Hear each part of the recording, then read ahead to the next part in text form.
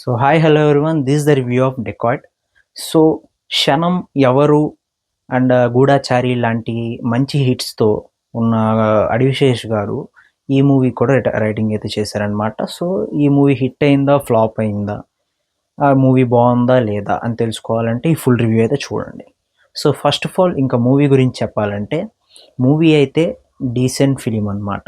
They was a positives and negatives in the movie. First of all positives గురించి మాట్లాడంటే, so Adivi Sesh and Mrunal Thakur did well. ఇద్దరి మధ్య మంచి chemistry అయితే కుదిరింది. అండ్ ఆల్సో ఇద్దరు చాలా బాగా యాక్ట్ చేశారు. ఇన్ఫ్యాక్ట్ చెప్పాలంటే అడివిశేష్ గారి కన్నా Mrunal Thakur did so well అనమాట.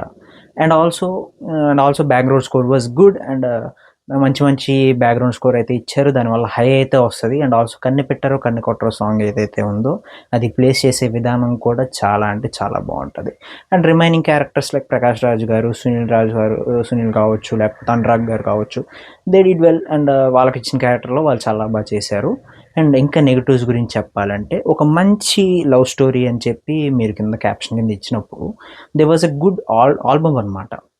ఆల్బమ్ అయితే మంచి ఆల్బమ్ ఉండాలి. మూవీస్ లైక్ తొలి ప్రేమ కావచ్చు, డార్లింగ్ కావచ్చు, ఇట్లో మంచి ఆల్బమ్స్ వల్ల మూవీ ఇంకా హిట్ అయింది.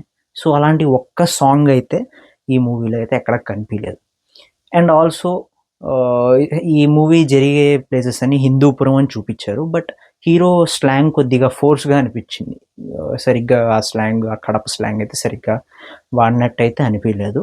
And also the love story between Mrunal and Adivi Sesh ఇంకొద్దిగా మంచిగా చూపిస్తే బాగుండేది.